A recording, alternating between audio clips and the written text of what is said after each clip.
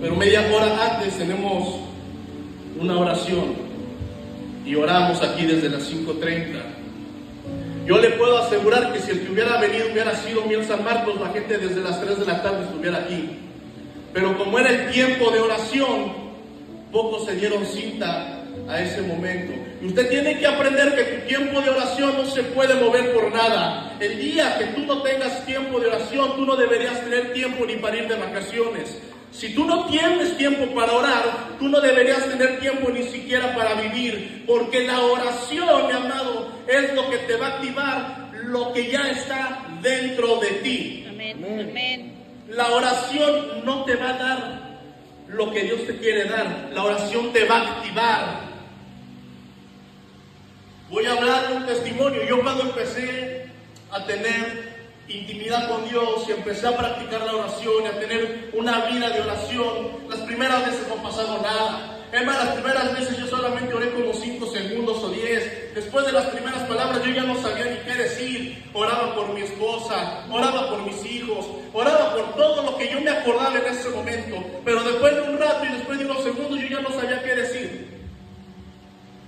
Pero volví al día siguiente, y volví al día siguiente, y volví al día siguiente, y volví al día siguiente, y regresaba al día siguiente. Y la oración que un día empezó como 5 segundos se extendió a media hora, y luego esa oración se extendió a 1 hora, y luego esa oración se extendió a 2 horas, y luego esa oración se extendió a 3 horas. Y llega el momento donde la intimidad con Dios es tan exacta y tan precisa que aunque tú no tengas nada que decir, tú vienes y te presentas y tú le dices: Padre, yo aquí estoy, no sé qué decir, pero ya llegué. No sé qué te voy a orar, pero ya estoy aquí. ¿Sabes qué? No sé ni por qué voy a pedir, pero ya estoy aquí. Y yo quiero que tú sepas que en el momento que tú empieces a orar, en el momento que tú empieces a clamar, los cielos se te van a abrir.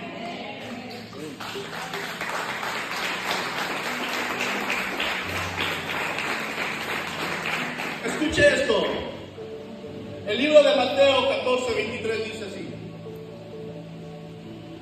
después de despedir a la multitud, subió al monte a solas a orar. Y al anochecer estaba ahí solo. La Biblia nos está relatando de un Jesús que despedía a la multitud. Y cuando usted lee eso, dice usted: espera. Tenemos multitud en la iglesia. Tenemos multitud en la iglesia. Pero hay algo que a mí me hace mucho eco, que eso, por lo que muchos predicadores hoy en día están persiguiendo, es lo mismo que Jesús decía: no, espérate tantito, yo me voy a alejar de eso. Dice la Escritura, después de despedir a la multitud, algo tenía Jesús que era muy peculiar, amado. Y es que la Biblia dice que la multitud lo seguía a Él. Él no perseguía a la multitud. La multitud lo perseguía a Él. Y la palabra multitud es algo que a mí me hace mucho eco. Pregúntame por qué. ¿Por qué? Porque la palabra multitud hoy en día es más fácil de poderla reunir. Hoy en día tenemos los agentes publicitarios, tenemos las redes sociales, tenemos Facebook, Instagram, YouTube y todas estas plataformas de redes sociales, tenemos la televisión y los periódicos. Y hoy en día es más fácil poder poner multitudes en un punto fijo donde diga el flyer que se va a hacer la reunión. Pero algo me hace mucho eco, que Jesús, cuando usted lee la Escritura, se va a dar cuenta que Jesús casi nunca avisaba dónde Él iba a estar. Sin embargo, cuando Él llegaba, la multitud se reunía. Y yo cuando empecé a analizar todo eso, yo me puse a pensar, ¿cuál era el Facebook de Jesús? ¿Cuál era su Instagram de Jesús?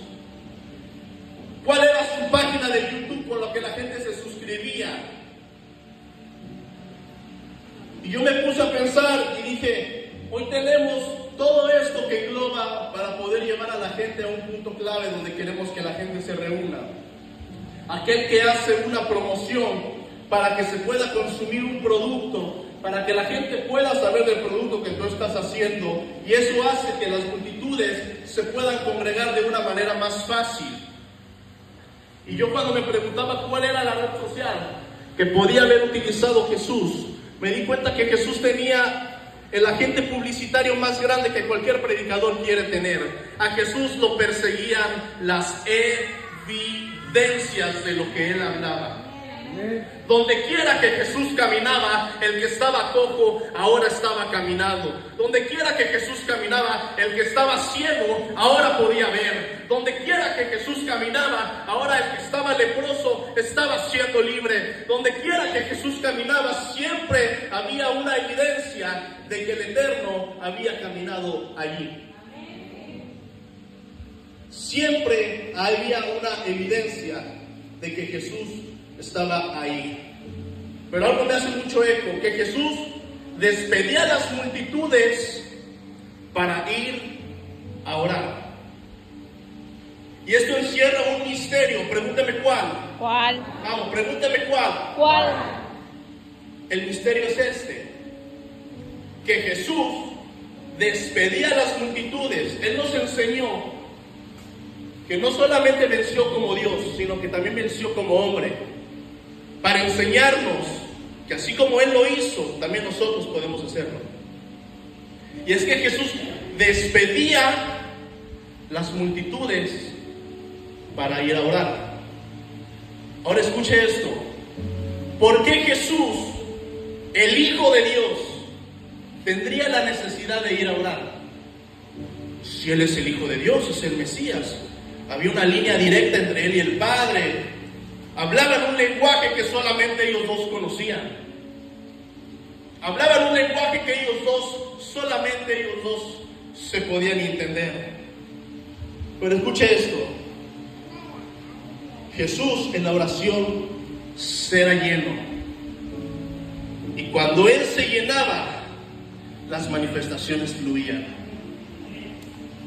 Jesús era lleno, y producto de esa llenadura tenía manifestación. Ahora escuche esto: el problema de hoy en día, que la gente no quiere orar, pero quiere manifestación. Queremos vivir y queremos caminar bajo las manifestaciones de Dios. Queremos caminar, nos gusta ver los milagros. Queremos imitar a Jesús en los milagros que Él hacía, pero no lo queremos imitar en la vida de oración que Él tenía. Ahora escuche esto: uno de los secretos, entre comillas secretos, que esconde la oración, es que Jesús oraba. ¿Qué produce la oración? La oración produce llenura. La oración produce llenura. El problema, que cuando usted no está lleno de Dios, tiene espacio para que le quepan cosas del diablo. El problema es que cuando usted no está lleno de Dios, tiene espacio para que le quepa la mentira. Cuando usted no está lleno de Dios, tiene espacio para que le quepa el orgullo. Cuando usted no está lleno de Dios, tiene espacio para que le quepa el orgullo. Tiene espacio para que le quepa la doble vida. Tiene espacio para que todo aquello que no es de Él ahora pueda ocupar espacio en ti. Y cuando usted va a la oración, la única manera de poder ser poseído por el Espíritu Santo es por medio de la intimidad. Y la intimidad va a hacer que usted tenga integridad. Por eso es que la oración es tan importante, y por medio de esa Cristo levanta una línea de generación de gente que quizás no tiene muchos suscriptores en Facebook, quizás no tiene muchos views en YouTube, quizás no tiene muchos seguidores en Facebook, pero que carga evidencia de lo que el ministerio representa. Carga evidencia de lo que el ministerio representa. Escuche esto: la evidencia se adquiere de un modo muy fácil, pero poco usado.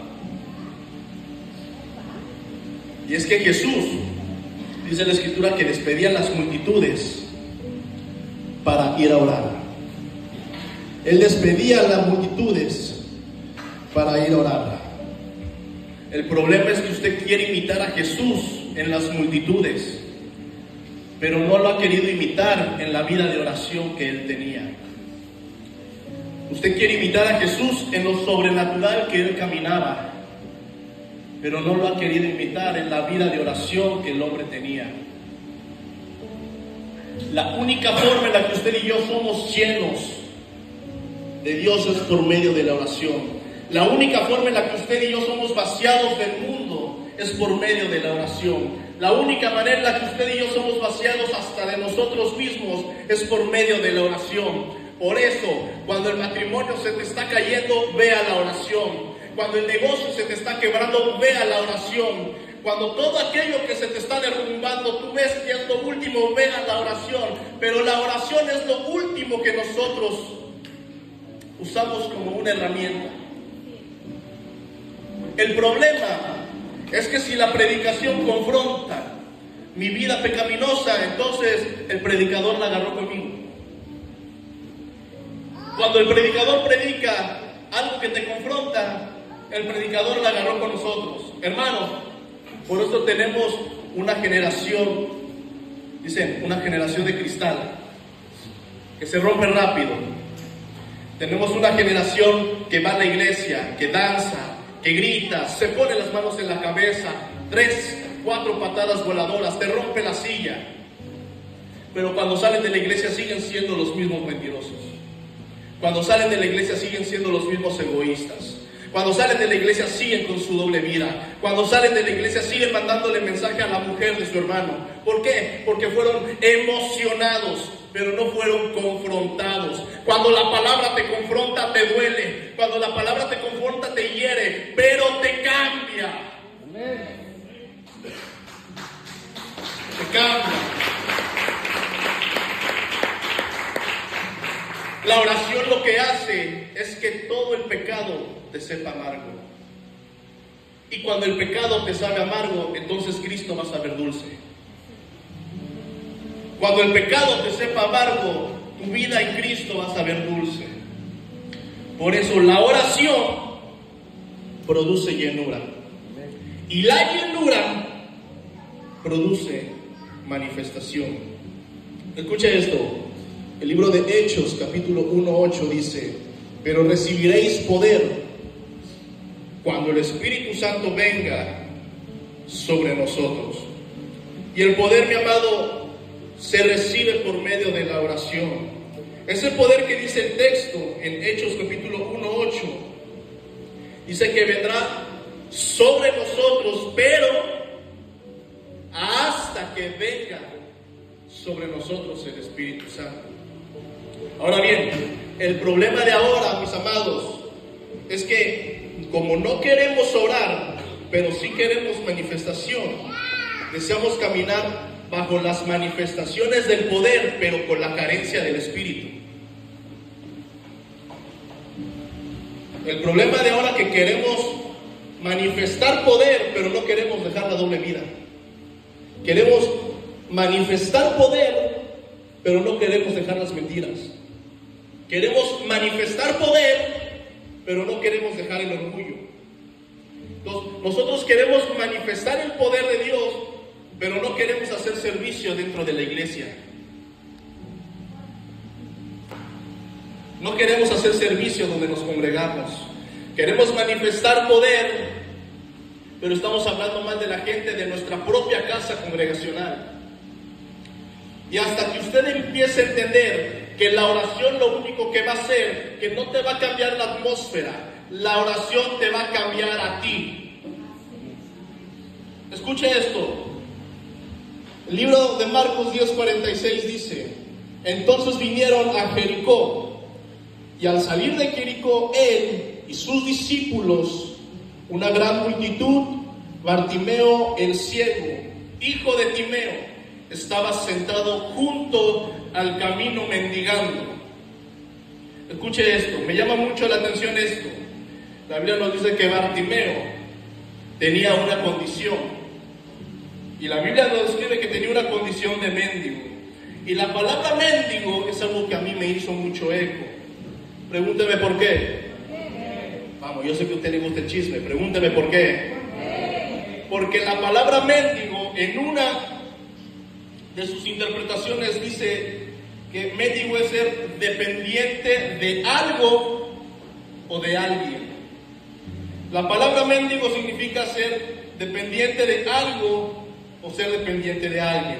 Y así tenemos una generación dentro de la iglesia.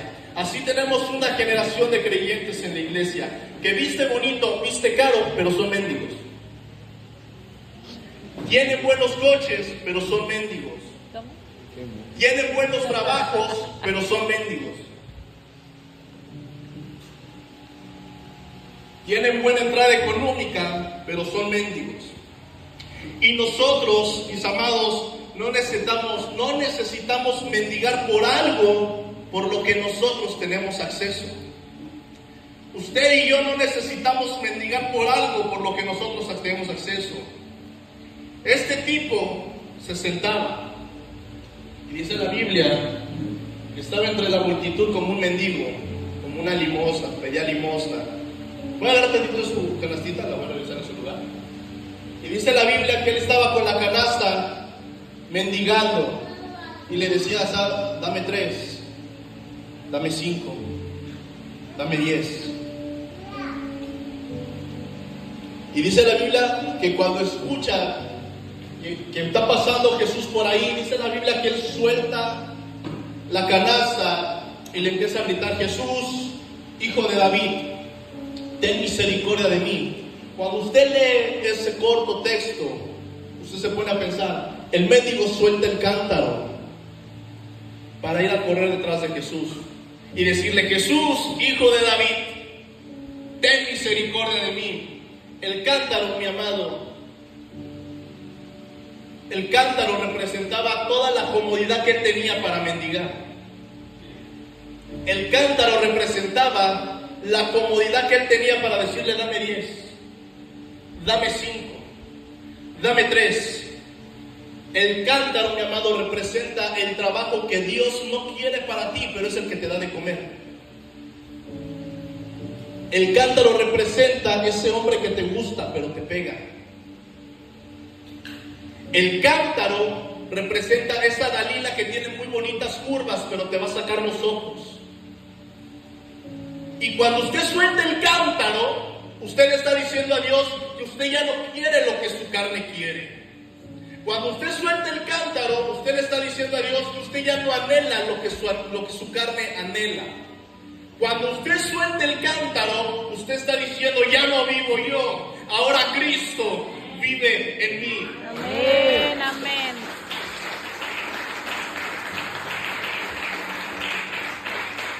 El cántaro representa comodidad. Por eso cuando llega un predicador, llega un profeta a una iglesia, todo el mundo quiere que lo oren. Todo el mundo quiere que le impongan manos. Y yo no estoy diciendo que eso sea malo. El problema es cuando usted se vuelve dependiente de eso. Yo no estoy diciendo que sea malo que usted le pida al predicador que ore por usted. El problema es cuando usted se vuelve dependiente de eso. Porque ellos tienen el mismo acceso que tú, pero ellos no lo usan. Ellos tienen el mismo acceso que tú, pero ellos no lo usan. Y lo que Dios está diciéndole a su pueblo, Piedras Vivas: ustedes no son mendigos, ustedes son hijos. Ustedes se ponen a orar, le claman al Padre y el Padre los va a escuchar. Amén.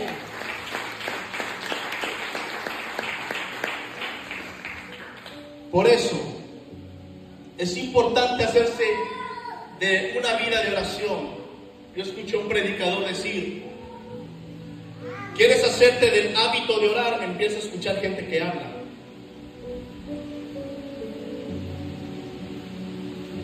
¿Quieres hacerte del hábito de orar? Empieza a escuchar gente que habla. Empieza a hacerte del hábito de la oración. El hábito va a matar el deseo, porque tú nunca vas a tener el deseo de orar, pero te puedes hacer del hábito de orar.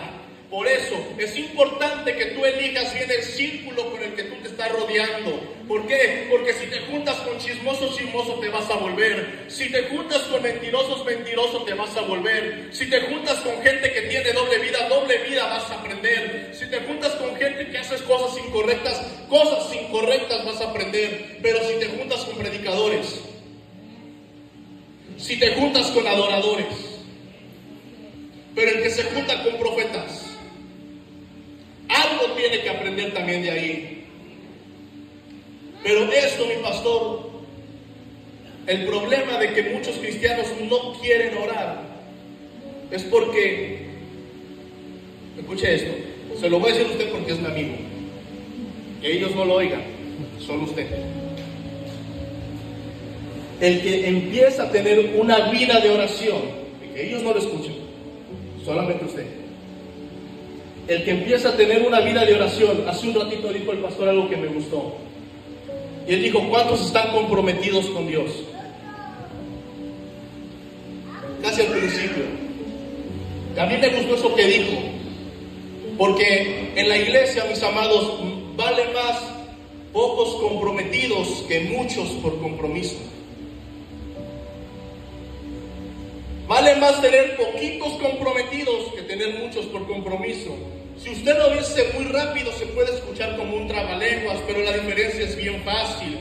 El que está por compromiso va a ser fiel y leal mientras le dé la asignación que le gusta estar.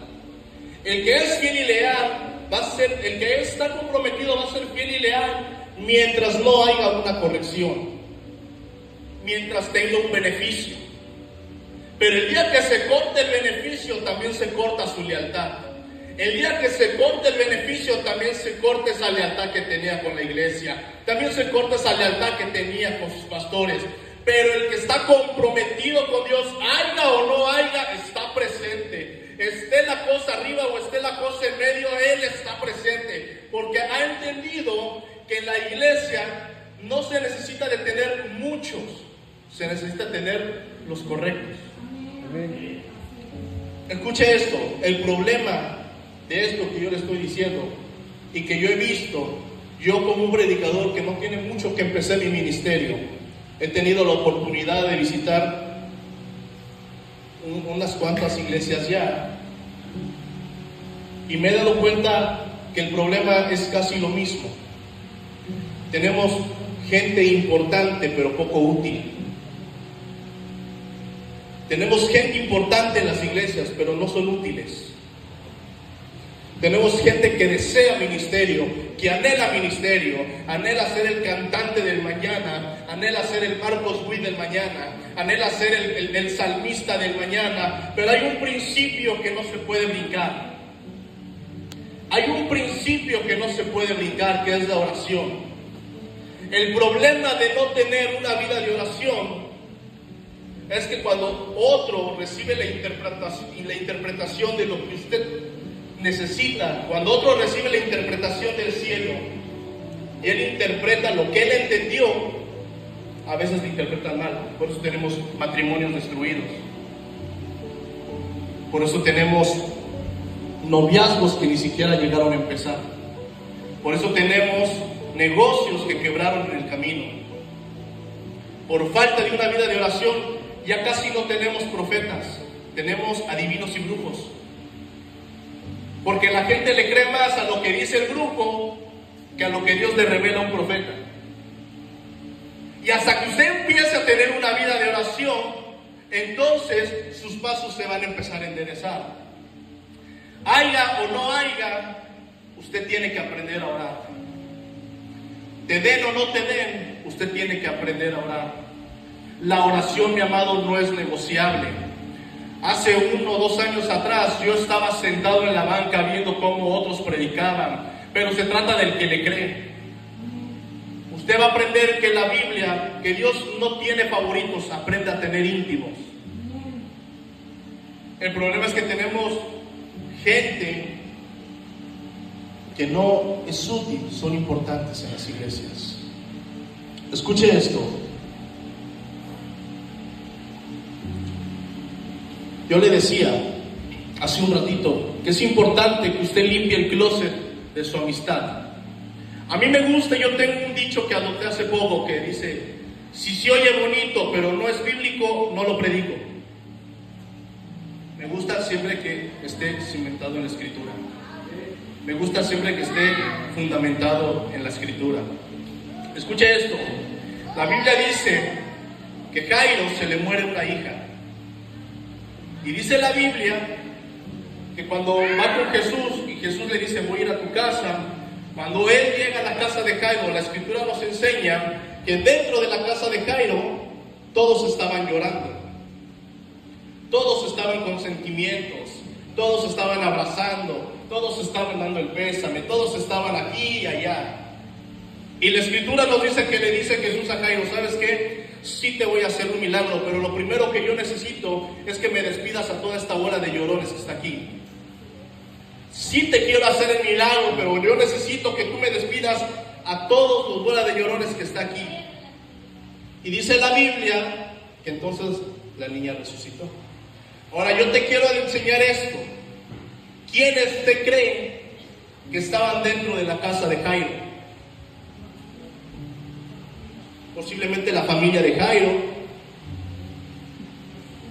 amigos de Jairo, gente cercana a Jairo, gente cercana a la esposa de Jairo, a la familia y dentro del círculo de Jairo. Llega Jesús y le dice: despídemelos a todos. Porque cuando usted empieza a tener una vida de oración, Dios te desconecta de la gente incorrecta y te conecta con la gente correcta. Escuche esto.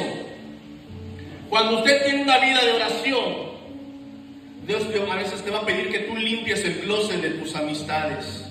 ¿Por qué? Porque la gente que estaba con Jairo, ellos estaban viendo muerte donde Jesús todavía veía vida. Por eso, la importancia de despedir a la gente que no te está sumando, sino que te está restando. Despide a todo aquel que ve el matrimonio roto. Despide a todo aquel que ve el negocio quebrado. Despide a todo aquel que está viendo muerte donde Dios está viendo vida. Despídelo. Yo siempre he pensado que Isaac tenía este principio muy marcado. Dice la Biblia que cavaba los pozos, se los robaba y venía otro y le volvían a robar. Él hacía otro y se lo volvían a robar. Ahora yo quiero que usted entienda esto. Cuando usted aprende a tener una vida de oración, usted no va a pelear los pozos. Usted no va a pelear los pozos. Cuando usted aprende a tener una vida de oración, usted no va a pelear los pozos, porque usted sabe que usted tiene la herramienta para que el agua vuelva a fluir. ¿El secreto dónde estaba? ¿Estaba en el pozo? No, estaba en quien daba los picotazos. Usted hace el pozo, usted se pone a orar, usted hace el pozo y Dios lo va a llenar de agua.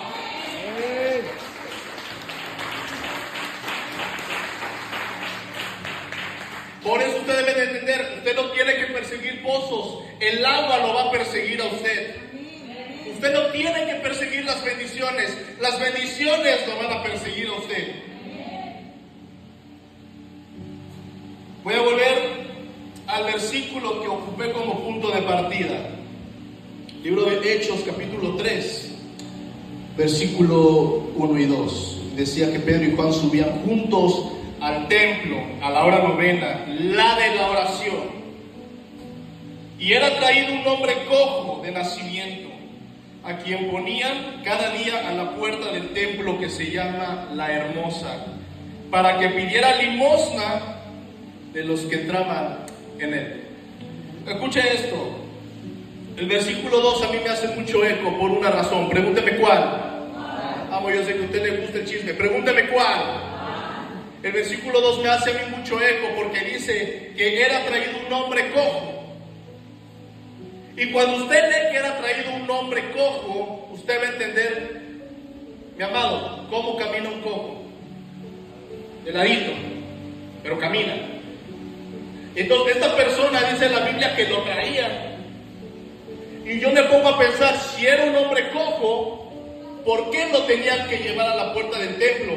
Un cojo camina con dificultades, pero camina.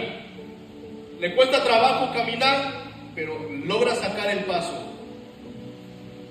Y el problema de hoy en día es que tenemos muchos cristianos que quizás tienen alguna cojera, pero su comportamiento es la de un paralítico. El problema de hoy en día es que tenemos cristianos que tienen alguna cojera espiritual, pero ellos se comportan como si fueran paralíticos. Esta persona de Hechos capítulo 3, dice la Biblia, y era un cojo al que traía. Y me llama mucho la atención que siendo un cojo, tenía una mentalidad de paralítico. Me llama mucho la atención que siendo cojo, tenía una mentalidad de paralítico. Y dice la Escritura, a quien ponían cada día en la puerta del templo. Cuando usted lee eso y se pone a meditar en la Escritura, se va a dar cuenta que la puerta se ocupa para las dos cosas. La puerta se ocupa para entrar y la puerta se ocupa para salir. El problema que dice la Biblia, que este paralítico lo ponían a la puerta.